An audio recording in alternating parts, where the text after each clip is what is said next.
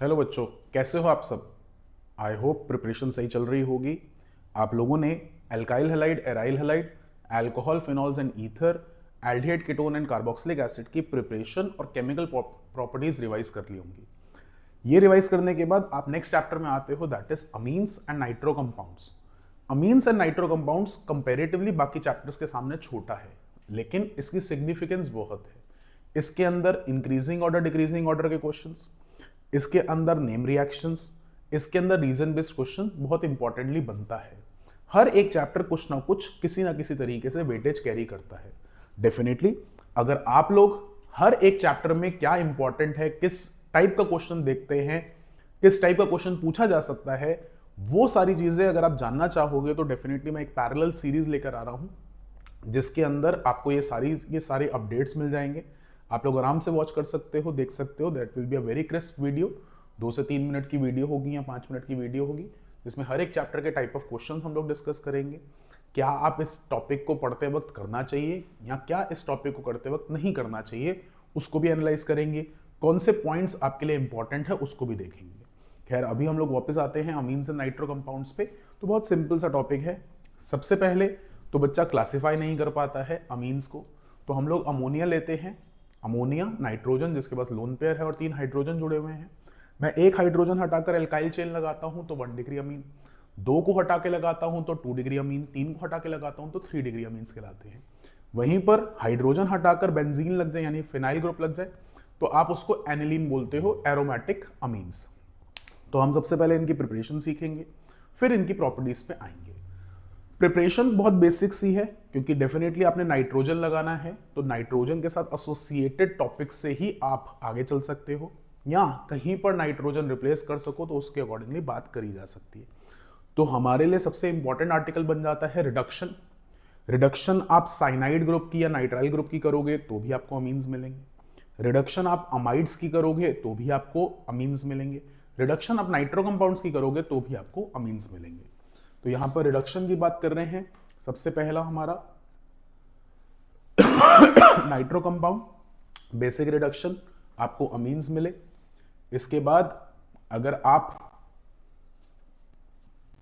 सियानो group लेते हो, उसकी रिडक्शन करते हो तो भी अमीन्स मिलते हैं। एंड लाइकवाइज अगर आप अमाइड ग्रुप की रिडक्शन करते हो तो भी आपको अमीन्स मिलते हैं। डेफिनेटली रिड्यूसिंग एजेंट आपने चूज करना है। नाइट्रोजन वाले ग्रुप के साथ generally SnCl2 in presence of HCl को यूज किया जाता है। और अमाइड्स के अंदर क्योंकि आपको एक साथ 4 हाइड्रोजन देने हैं तो LiAlH4 प्रेफर किया जाता है। इससे आगे हम कुछ टिपिकल प्रिपरेशंस पर आते हैं, जिसमें सबसे पहली है अमोनोलिसिस। तो अमोनोलिसिस के अंदर सबसे इंपॉर्टेंट चीज है, ये फर्स्ट चैप्टर के साथ इंटर रिलेट करता है। और क्योंकि ये फर्स्ट चैप्टर के साथ इंटर रिलेट करता है, आपके लिए वहां से भी क्वेश्चन बन सकता है। यहां पर आप न्यूक्लियोफिलिक सब्स्टिट्यूशन रिएक्शन देख रहे हो, जहां पर एल्काइल हैलाइड है, साथ में अमोनिया है। न्यूक्लियोफिलिक सब्स्टिट्यूशन रिएक्शन से 1 डिग्री अमीन बनेगा। वहीं प्रेजेंस में 2 डिग्री अमीन और 3 डिग्री अमीन भी बन सकते हैं, क्योंकि RnH2 भी केपेबल है न्यूक्लियोफिलिक सब्स्टिट्यूशन रिएक्शन करवाने के लिए और R2NH भी केपेबल है न्यूक्लियोफिलिक सब्स्टिट्यूशन रिएक्शन करवाने के लिए। अब दिक्कत कहां पर आती है, अमोनोलिसिस कराने के लिए हम सिर्फ 1 डिग्री अमीन या 2 डिग्री अमीन या 3 डिग्री अमीन बनाना चाहते हैं, लेकिन यहां पर ट्रेसेस रह जाते हैं बाकी के। तो इम्प्योर सब्सटेंस रहता है, सेपरेशन थोड़ा सा लेस इफेक्टिव रहता है, जिसकी वजह से आपके लिए मेथड थोड़ा सा टफ या डिफिकल्ट हो जाता है। इसके कंपैरेटिवली हमारे पास 2 और मेथड्स हैं जिससे 1 डिग्री अमीन बनाया जा सकता है, जिसका नाम है Hoffmann bromamide degradation reaction and Gabriel phthalimide synthesis. Hoffmann bromamide degradation reaction खुद ही अपने नाम से आंसर देता है, ब्रोमामाइड। तो ब्रोमीन और अमाइड ग्रुप दोनों एक साथ आप रिएक्शन में इन्वॉल्व करते हो, साथ में आप NaOH लेते हो, जिसकी मदद से आपको 1 डिग्री अमीन प्रोड्यूस होता है। तो यहां पर ये रिएक्शन इंपॉर्टेंट है, जहां पर आप किसी अमाइड को ब्रोमीन और NaOH के साथ ट्रीट करते हो, जिसके अंदर आपको 1 डिग्री अमीन मिलता है, साथ में बाई प्रोडक्ट्स Na2CO3, NaBr और H2O मिलेगा। इससे आगे मोस्ट इंपॉर्टेंट रीजन बेस्ड के हिसाब से बोलूं या वैसे भी रिएक्शन ओरिएंटेशन में बोलूं, तो आपके पास गैब्रियल थैलेमाइड सिंथेसिस अपने आप में काफी इंपॉर्टेंट रिएक्शन है, इसको देखना है इंपॉर्टेंटली, तो ध्यान दीजिएगा। गैब्रियल थैलेमाइड सिंथेसिस के कुछ सिग्निफिकेंस भी हैं, पहले मैं सिग्निफिकेंस डिस्कस कर लूं। तो Gabriel phthalimide synthesis pure 1 degree amine बना कर देती है।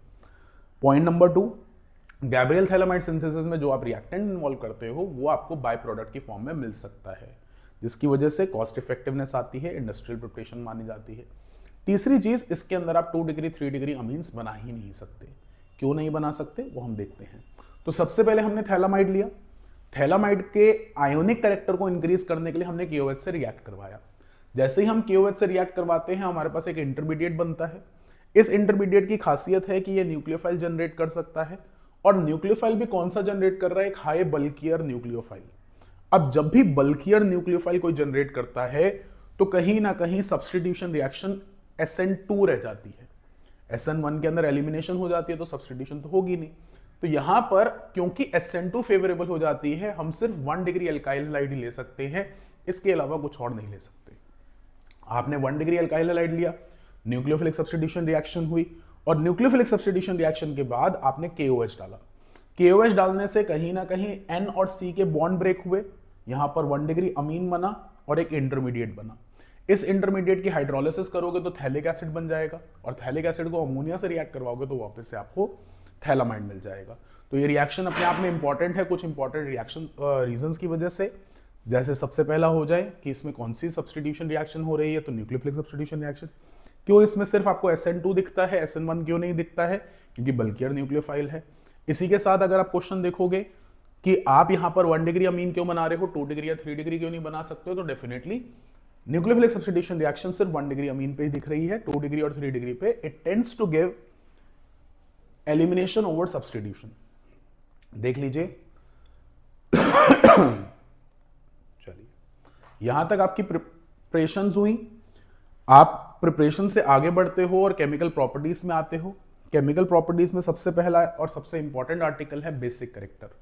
बेसिक कैरेक्टर हम क्यों बोल रहे हैं, क्योंकि अगर हम लोग अमोनिया की बात करें तो वो ल्यूइस बेस है, तो डेफिनेटली एक हाइड्रोजन की जगह पे अगर एल्काइल चेन या एराइल चेन लगेगी तो वो अपना ल्यूइस बेस कैरेक्टर तो दिखाएगा ही दिखाएगा। जब आप किसी भी बेस को पानी में डालते हो तो या तो उसके पास OH है तो OH माइनस आयन लिबरेट करेगा, नहीं तो H प्लस आयन गेन करेगा। क्योंकि आप ल्यूइस बेस हो तो आप H प्लस आयन गेन करते हो। H प्लस आयन गेन करने पे RNH2 RNH3 प्लस बनता है, R2NH R2NH2 प्लस बनता है, R3N R3NH प्लस बनता है, एंड लाइकवाइज।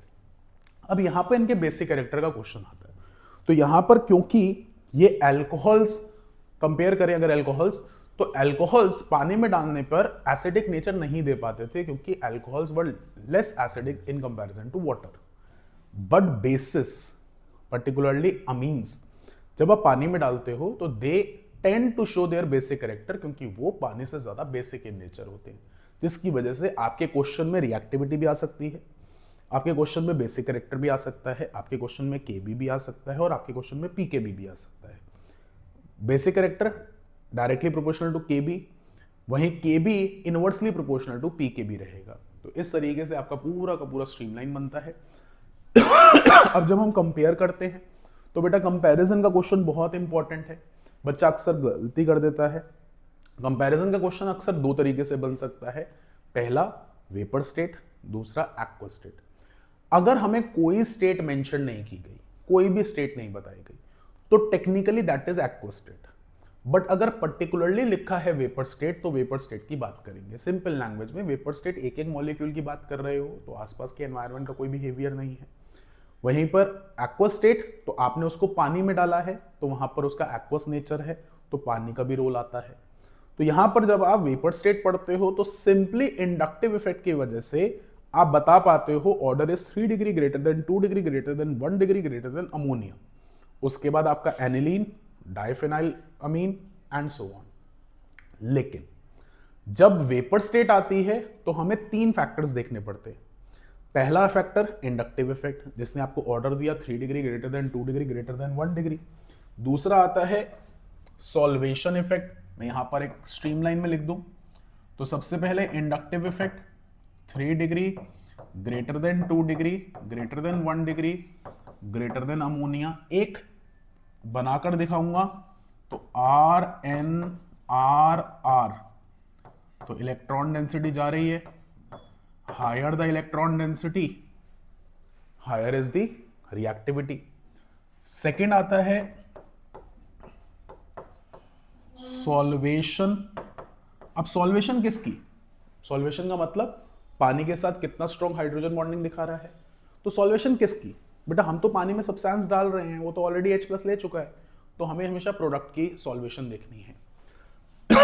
अगर मैंने सपोज अमोनिया ही लिया तो इसने तो H+ आयन गेन करा और NH4+ बनाया, तो कहीं ना कहीं ये 4 H2O मॉलिक्यूल के साथ सॉल्वेशन दिखाएगा, क्योंकि इसके पास 4 H है।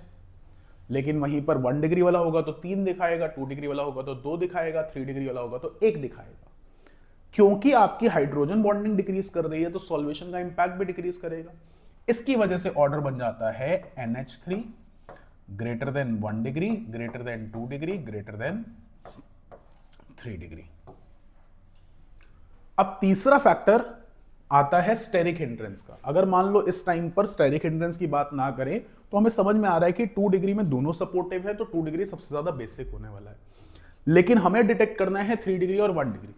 तो अगर हमारी चेन में कोई ऐसा स्पीशीज है जिसके पास 2 या 2 से ज्यादा कार्बन है तो डेफिनेटली स्टेरिक हिंड्रेंस इन्वॉल्व होगी, बेसिक कैरेक्टर हाई हो जाएगा। लेकिन अगर कम है तो स्टेरिक हिंड्रेंस इन्वॉल्व नहीं होगी, बेसिक कैरेक्टर कम हो जाएगा। तो आपके लिए जहां जहां स्टेरिक हिंड्रेंस इन्वॉल्व हो रही है, यानी 2 या 2 से ज्यादा कार्बन है, तो ऑर्डर बनेगा 2 degree greater then 3 degree greater than 1 degree greater than ammonia. और वहीं पर स्टेरिक हिंड्रेंस लेसर देन 2 है तो 2 degree greater than 1 degree greater then 3 degree greater than ammonia. पक्का? तो ये ऑर्डर बहुत इंपॉर्टेंट है। अब इसके ऑर्डर के अंदर क्वेश्चन में अक्सर एनिलीन, बाइफेनाइल बेंजीन वगैरह अमीन जुड़ जाते हैं। तो उस केस में आपका ऑर्डर जो सा बनता है वो बनता है 2 degree greater then 3 degree greater than 1 degree greater than ammonia greater than aniline greater than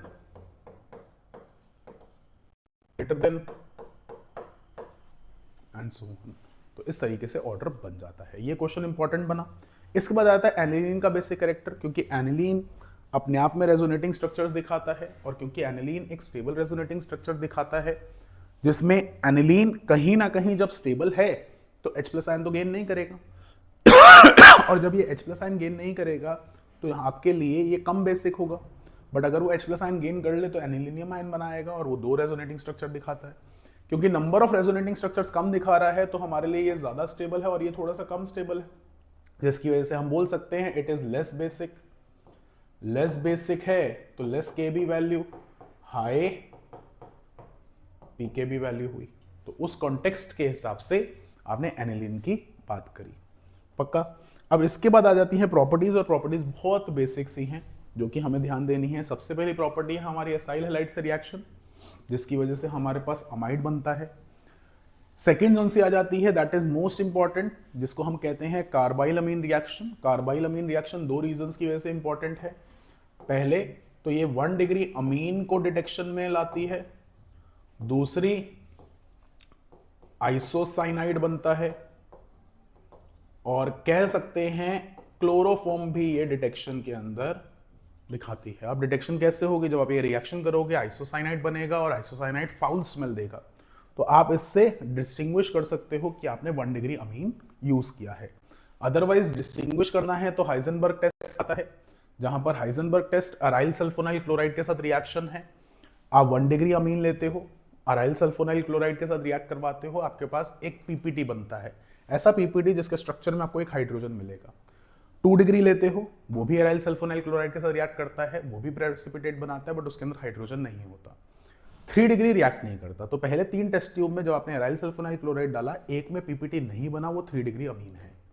उसके बाद 2 टेस्ट ट्यूब, दोनों में पीपीटी बना है, आप उसके अंदर KOH डालते हो, जिसके पास हाइड्रोजन यानी 1 डिग्री अमीन वाले का जो पीपीटी बना था वो डिसॉल्व हो जाता है। क्योंकि वो डिसॉल्व हो जाता है, आपको पता चल गया भैया एक में डाला डिसॉल्व हुआ, एक में डाला डिसॉल्व नहीं हुआ, तो जो डिसॉल्व नहीं हुआ वो 2 डिग्री अमीन वाला था, और बचा हुआ कौन सा है? 1 डिग्री अमीन। तो ये आया आपका। इसके अलावा डाइजोनाइजेशन, तो डाइजोनाइजेशन अगर आपको याद होगा तो सिर्फ एराइल कंपाउंड पे होती है, एल्काइल कंपाउंड पे नहीं होती है। अगर आप एल्काइल कंपाउंड पे डाइजोनाइजेशन कराने की कोशिश करते हो तो अनस्टेबल रिएक्टेंट प्रोडक्ट बनता है, और उस अनस्टेबल प्रोडक्ट को आपको फर्दर हाइड्रोलाइज करना पड़ता है ताकि आपको क्या मिल सके? अल्कोहल मिल सके।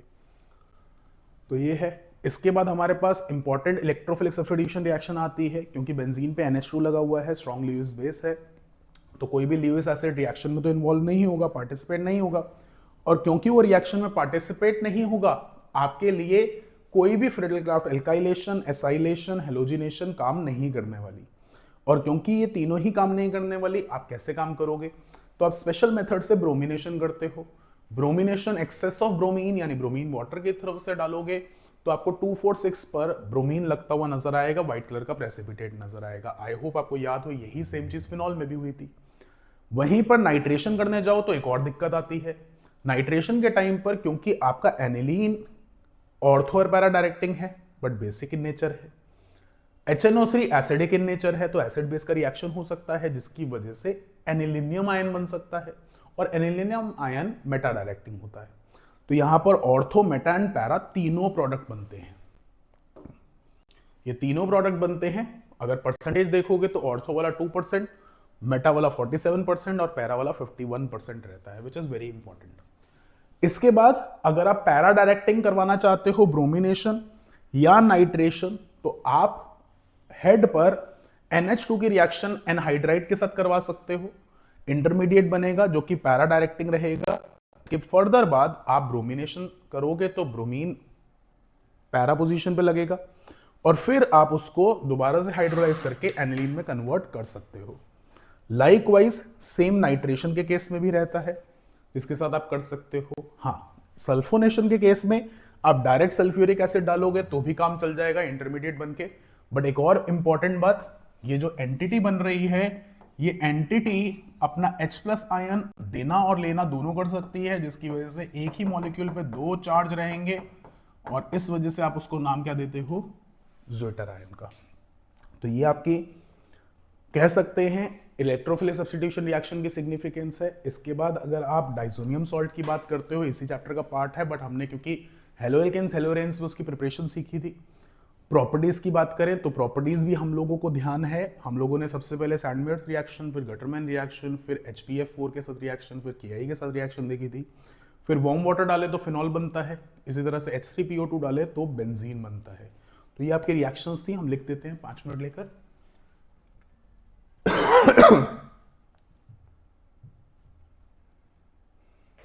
चलिए, तो छोटा सा कॉन्टेक्स्ट है, ध्यान दीजिएगा। आपने डाइजोनियम सॉल्ट लिया और डाइजोनियम सॉल्ट के अंदर सबसे पहले रिएक्शन आपने देखी थी CuX, where X is chlorine और ब्रोमीन।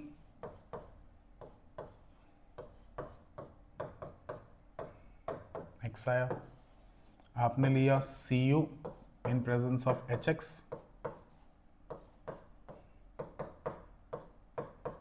X, फिर आपने लिया यहां पर HPF4,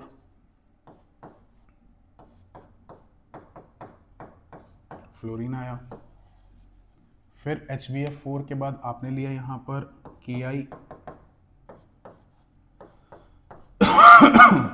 आयोडीन आया। अब इस टाइम पर वार्म वाटर,